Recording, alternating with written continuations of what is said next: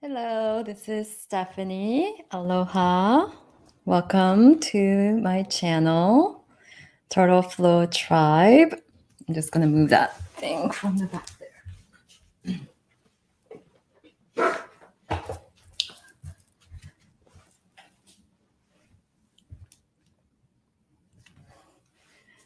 So this is my first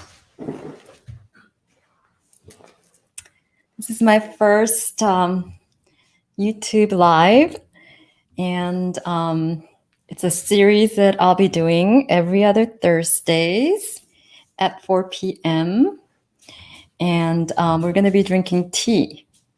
So I got my tea here. It's really hot. And I have turned on, I'm a yoga instructor and Reiki master, and I am welcome. We're just getting started. So please type in the comments. Let me know where you're tuning in from.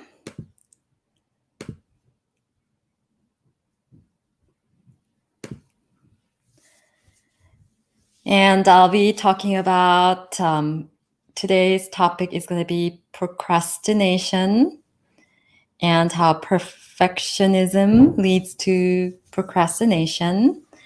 And I'm just going to start by introducing myself. I am a yoga instructor. My name is Stephanie, Steph. And I'm also a Reiki master. So everything I do, I always infuse with Reiki energy. So the space that you're coming into virtually, I just want to have a very clear space to uplift and be positive. So I have infused it with the distant Reiki energies. So Reiki is a Japanese energy healing method that all you have to do is just open to receive. And it's universal life force that goes through. I'm just a vessel that sends the healing energy to you. And it'll know exactly what you need, and it'll heal at physical, mental, emotional that you need exactly at the time that you need it. So you just have to open up, trust, relax, and receive. And I'm going to be burning some Palo Santo just to clear the energy. I have a very clear white candle burning on the side. And since this is my first YouTube channel, I'm just going to be probably talking more. And as the channel grows, this will be more of an organic conversation, more relaxed, not as structured. And I like to just kind of flow with the moment. So please say hello as you come in. So I'm just clearing, sending some clear energy. Palo Santo is holy wood. And then let me know if you're joining with the tea, what tea you're drinking. I am drinking moringa tea. So this is just a conversation, like tea time. They have it, they have in England. In Spain, they have siesta, where everything shuts down and take a nap at noon. And then in England at 4, they have tea time. And yoga goes so well with the tea. So I figure I would pick the 4 o'clock tea time. And I'm actually drinking moringa tea. And I'm just putting like a tablespoon of powder in hot water. And moringa tea is actually a super food, green tea. I mean, it's not a green tea, but it's the super green food. It's actually more nutritious than kale. And it's a good source of iron, calcium, fiber, and it's known as the tree of life. And it's really great for detoxification, inflammation, and it helps with just nourishing nutrient, and it helps with keeping your immune system boosted. And with this powder, you can have it as a smoothie. You can even add it to salad. And today I'm just drinking it as a tea in hot water. So let me see. So be sure that if you're joining or watching this on replay, be sure to subscribe and click on the notification bell so that you'll be notified of the next time I go live, as well as anytime I post new videos. I have a lot of new videos on guided meditation and breathing, breath work to help you de-stress. Also, like and share this video. And for now, just let me know what tea you're drinking or what your favorite tea is. And then I will soon get into the topic.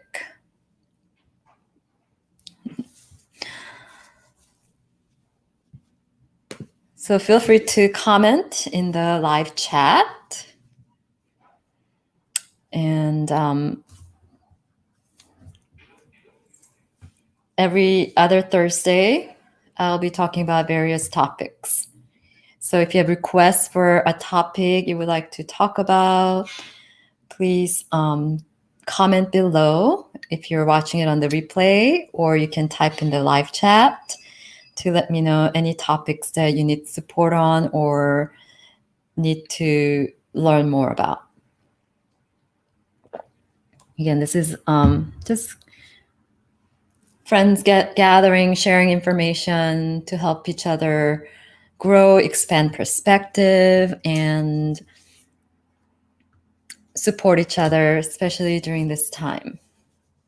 And I feel that coming together, I've been teaching virtual classes on Zoom, and I'm also offering Reiki healing sessions one-on-one through Zoom.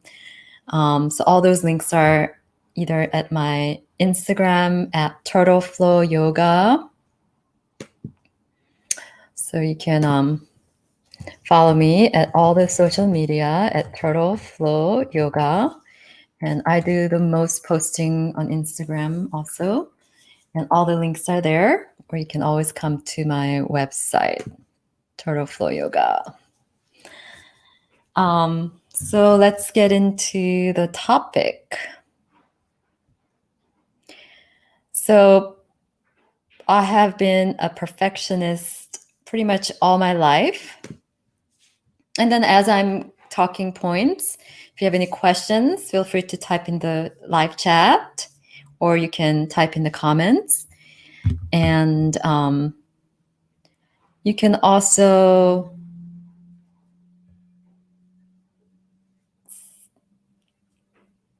share any stories. And then in the future, if you would like to actually come on and share,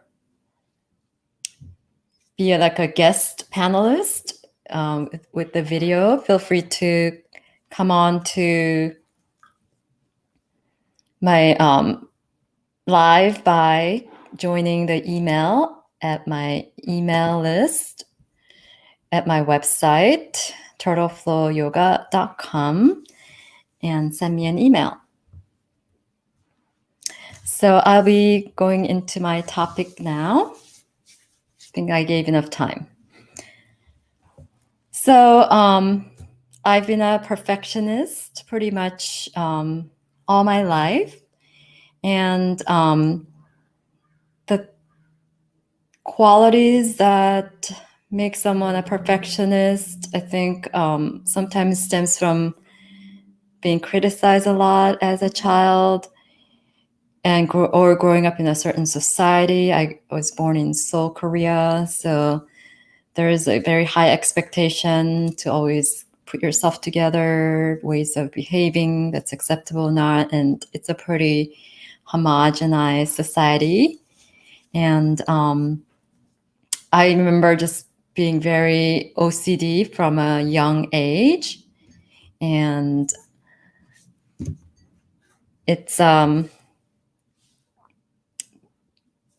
I had to always like put stuff exactly how they are in certain order. And when I first, so that was like pretty much through all my childhood. And over the years, as I aged, I just got looser about it. And the more I started working on myself, those things just kind of naturally dissolve just with the practices. And normally I don't really write anything down.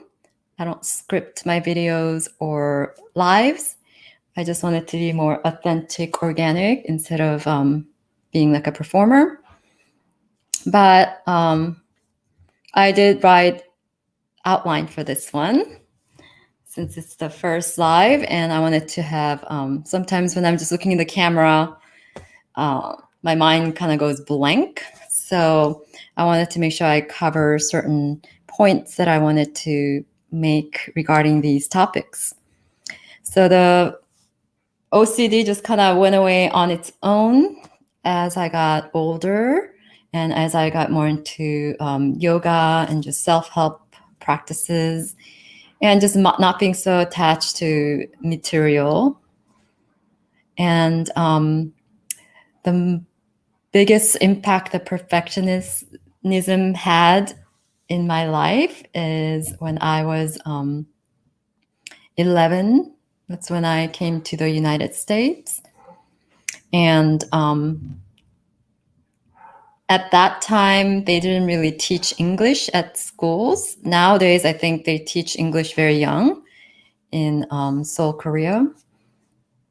So a lot of kids know a little more English than when I did when I first came. So I basically knew yes, no, hi, and goodbye. That's pretty much it, 4 words. And when you first come from a very homogenized society, then just seeing people of other ethnic backgrounds or whether it's Caucasians, it's very, you get kind of scared because you're not used to being around those people. Even though my uncle is Caucasian, so I was used to seeing Caucasians. And then I'm also from a country that doesn't really, a city that doesn't say hello to strangers. We're just, I think it's because it's so crowded. You just kind of go and you're in very tunnel vision. But I first came to LA, Santa Monica, and I used to just get scared from people saying hello, and I used to kind of want to hide. So there's also that, I just didn't want to be seen. So it's very challenging to overcome that. And then first year, I was learning, when you're young, it's really easy to learn English, or English is pretty much a really easy language to learn. And I learned it fairly quickly. And I studied a lot once I came here. I was in the ESL, English as a Second Language program. And I learned it at ESL. So I spoke to people at ESL. And then we went to Korean church, but most people at the church, they didn't really speak Korean. They only spoke English. So I didn't really connect or speak to them. And then at the regular class at school, I was just very intimidated to speak. And also, as the months went by, I was learning fast, and it's easy to understand rather than speak. But I didn't want to really speak because I knew I had an accent, and those kind of thoughts and trauma still kind of lingers on from time to time. It's a layered thing that you have to overcome. So once in a while it still creeps up, but I have the tools now to overcome. And I pretty much didn't speak for almost a year, that first year, especially with the people at church and at school. I still spoke to my parents, my family in Korean. And then I spoke to my ESL group. They were the only comfortable people I was able to speak with. So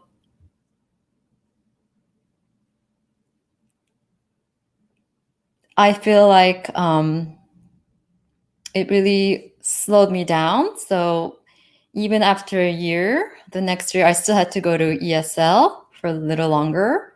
And then my sixth grade teacher, the main teacher for sixth grade, she thought I was special needs or I had some issues.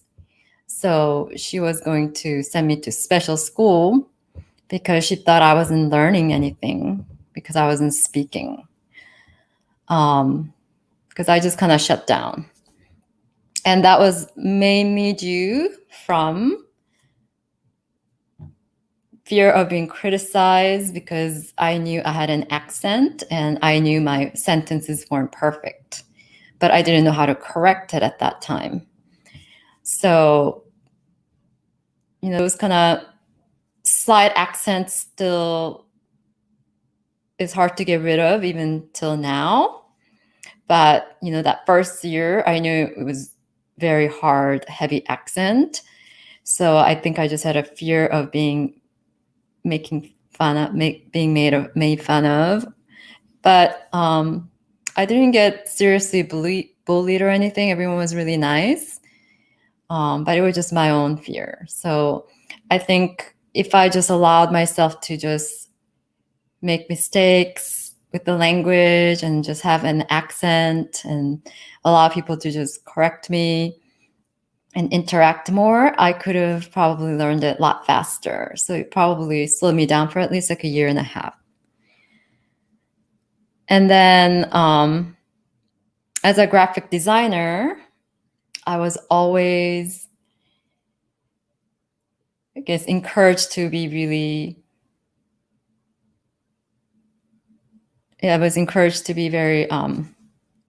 much of a perfectionist because you have to really zoom in to like 1,000% and fix every little pixels.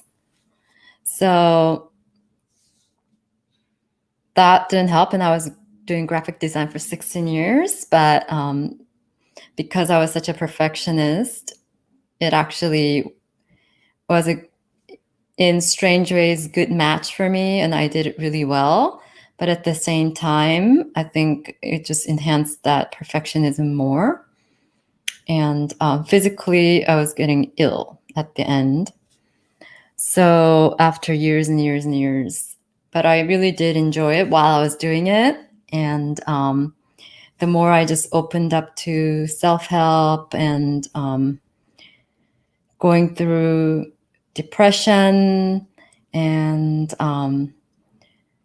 just always trying to seem perfect, also not processing certain emotions led me to a depression. And then yoga is what really healed me and get me out of it, and all the self-help book and therapy.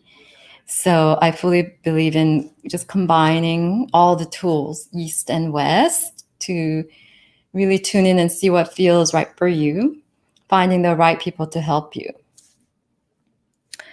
So another thing is, once you get validation from others and you're always put together and everyone's always talking about, oh, you're so inspirational, you're so perfect, then sometimes they can feed you and you feel like you have to keep up so that you don't let people down and live up to people's expectations. So that could also feed into that. So once you kind of let go of needing to get validation, meeting other people's expectations, that's also very, that can also feed into the perfectionism and help you to resolve it. So when you go through those symptoms of perfectionism or qualities of perfectionism, that can lead to procrastination. And then the more you procrastinate, so one of the biggest source of procrastination is perfectionism. And it seems very apparent, but until you really, really look at it, it really doesn't, a lot of people don't see the connection initially. But then once you make that connection, then it's easier to figure out how to resolve, as well as that awareness. Because first step to any situation, solving any problems, is having that awareness.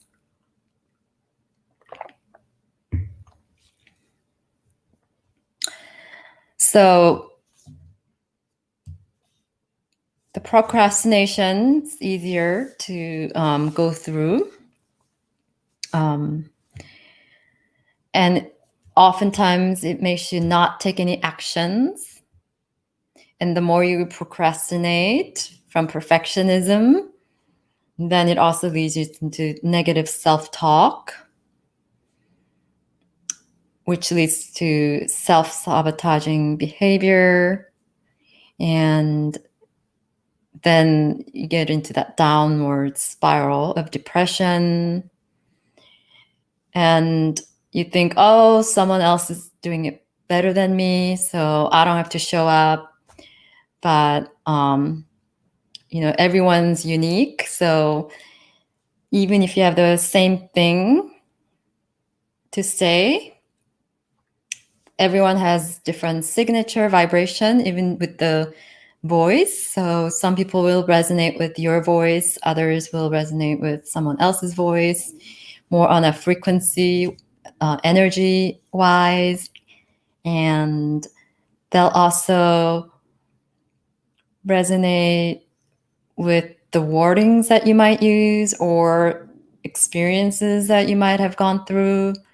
So it's always, no matter how insignificant it feels, you always want to show up and share what you feel guided to. So it's really important to do that inward work so that you can really tune into what you're guided to do. And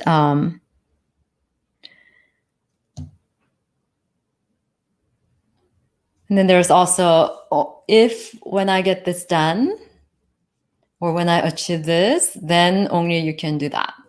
That's another form. Like once I get this car or this job, then I can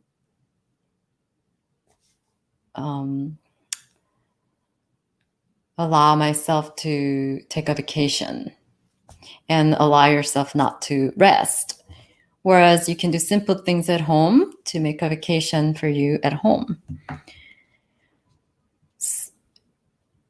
Or always just putting off enjoying this moment because you feel like you have to achieve certain thing. And then because you haven't achieved it, it makes you more frustrated. And then you feel like you can't do something because you haven't achieved this thing. So off the top, I can't really come up with like a great example. And I'm also more of a telepathic, clear sentient, and clear cognizant. So the way I love to communicate is more energetic, telepathic. And oftentimes when I take information, I simplify because I'm a very curious person. And I like to learn about a lot of different things, and your brain can only handle so much. So I would focus on one thing and be really into it. And then once I'm done, I usually discard. And I don't do this consciously. It's just how I operate. And everyone's different. Some people, that's why I'm always so amazed at people who are very articulate and have like a photographic memory that can just reiterate every word or remember every word in the songs. I think that's why I'm also very fascinated with like hip hop artists and, you know, people who can recite poetry and be very clever with words. But I'm more about feeling, energy, and I will just take the information and kind of classify good or bad, or take in whatever I need to take in, and then I discard it. And that's just how I operate. So I've come to just accept that's how I am at this point. Again, just letting go of perfectionism and honoring. And the more you do that, the more you get to just honor your authentic self. And this whole concept of being your authentic self has become so popular nowadays. So I think the more you just allow and honor who you are as you are, then the more you can be authentic. Not only showing up for yourself, but also inspiring others to do so. So one of the other procrastination, this is also tied to both perfectionism and procrastination, also creates, is also caused by upper limits, fear of not only failing, but being successful.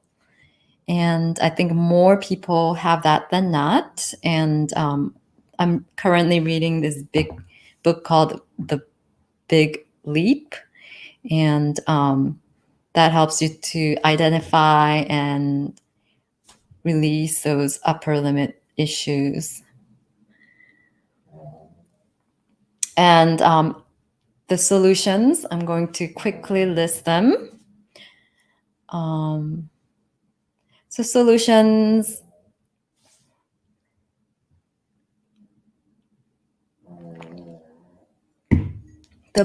I think the most helpful solution to both procrastination and perfectionism is when you connect to that purpose that's higher than you. In yoga, it's called dharma. And it's really explained well in the literature Bhagavad Gita. So sometimes you might not be the best, but once you're called to serve and be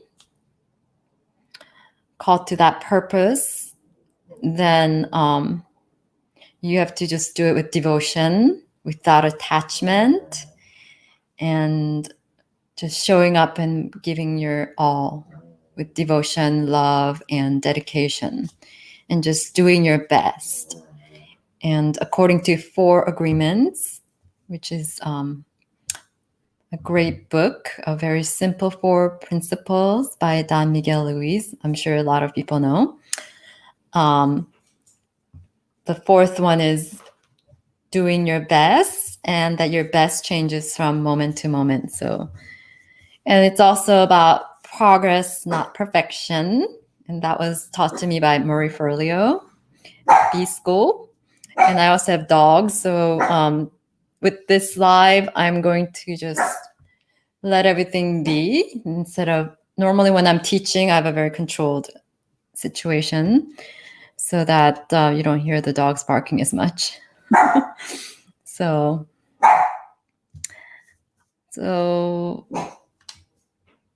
that's all part of the quarantine life right now. We're all kind of coexisting with everyone and just being with what is. And so it's about progress, not perfection, and just taking baby steps, breaking down into small baby steps, and keep taking actions to take forward movement. So, you know, my yoga brand is Turtle Flow Yoga. So it's about being consistent. What is it? The steady wins the race, steady and consistent. So that's what we're going for. Welcome. And then just acknowledging that inner child, any feelings of not good enough, you want to just breathe it with love and acknowledge, and doing positive affirmation to affirm that you are good enough and you just want to show up and do your best. Also letting go of fear of the unknown. So embrace the unknown.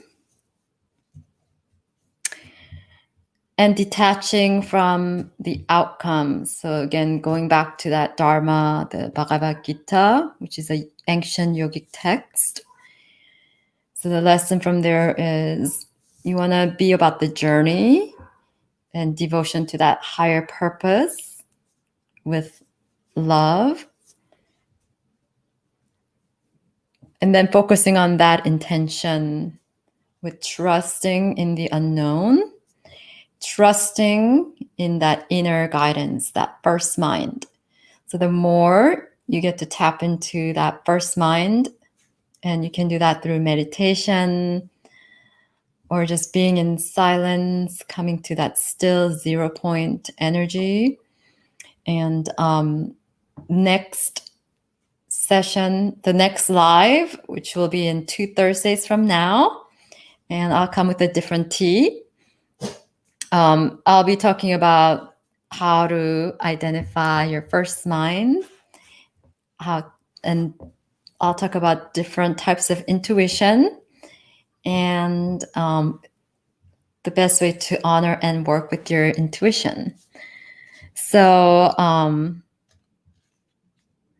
and also sometimes, in my case, I'll talk more about the topic of when the student is ready, teacher appears, which is the case for me. And when you just kind of flow from moment to moment, honoring what you are guided to do from these practices and just tuning in. And if you're more of a journaler, if you like to write, you can also journal. It doesn't have to be a seated meditation or any formal practices. It could be walking in nature, and that's how you tap into it. But I'll get more into that next time, 2 Thursdays from now. And if you're watching the replay, thank you for watching. And if you made it this far, please write sparkle in the comments. And sometimes the last point I'm going to make, and then I will wrap this up because I went a little over 30 minutes. But, as I keep doing this and as the channel grows, today I wanted to just come in and take a plunge to do live, whether people show up or not. So I saw a couple of people coming in and out. But it's just taking the action and not being attached to who shows up. So, and letting go of perfectionism, and just being on live feels a little more awkward than when you just record a video. And I actually did a lot of lives when it first came out through Periscope. And then for some reason I stopped. And then when everyone started going live, I stopped going live. So I do have a lot of Periscope. You'll see that I posted on my YouTube a long time ago.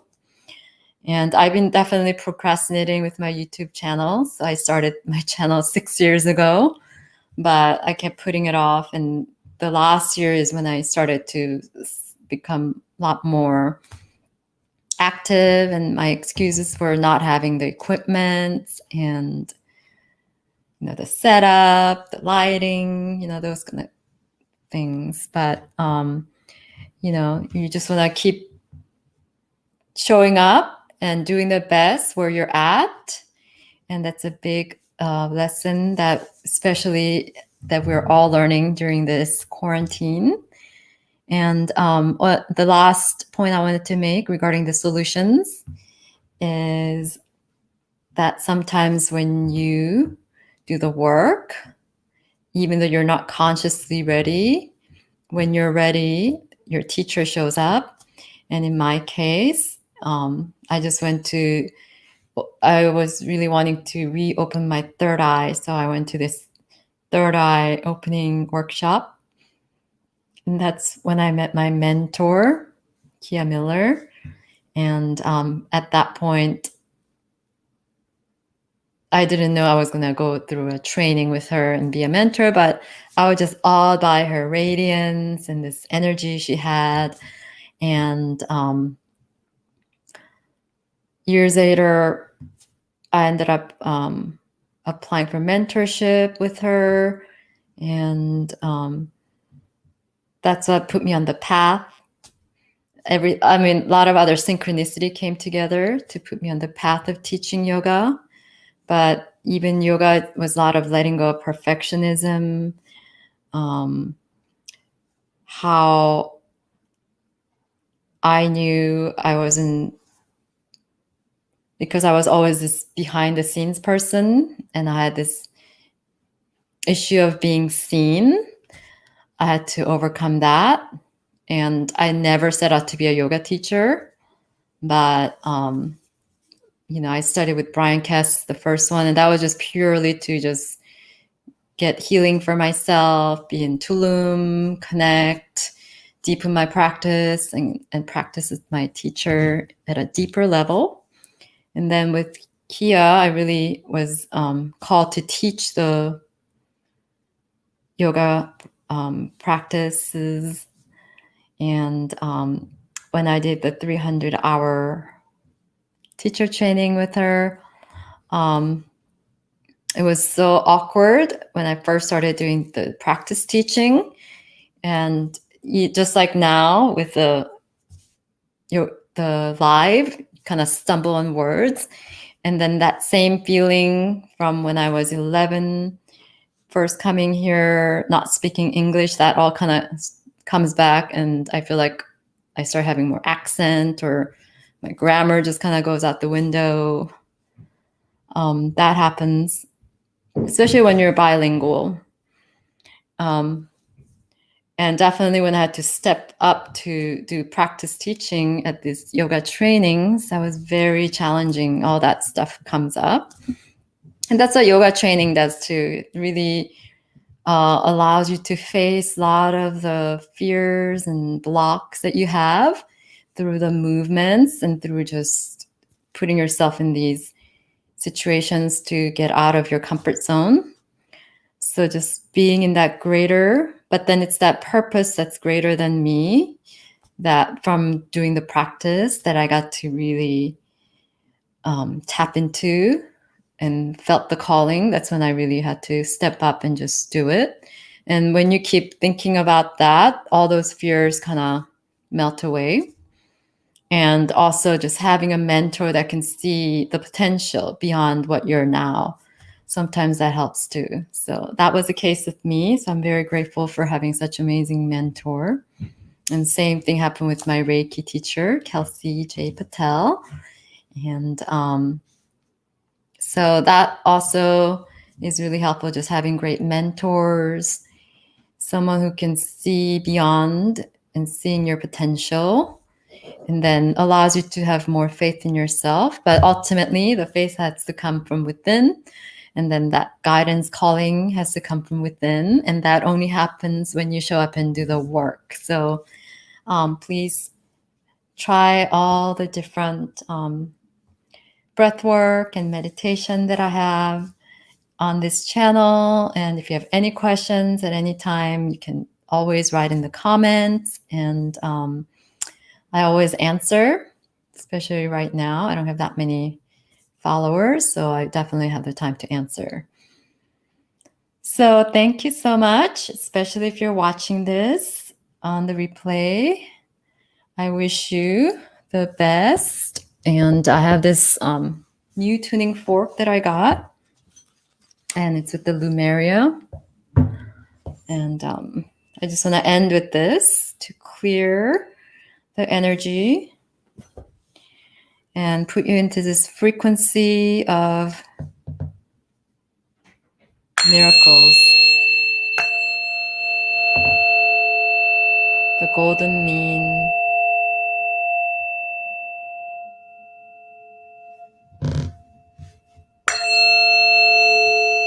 I don't know how it comes through.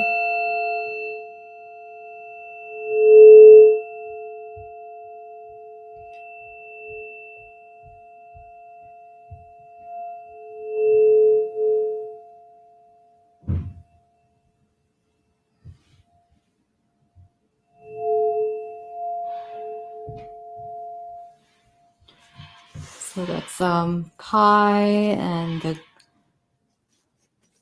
Pythagorean ratio and the golden mean. And I have these other two also.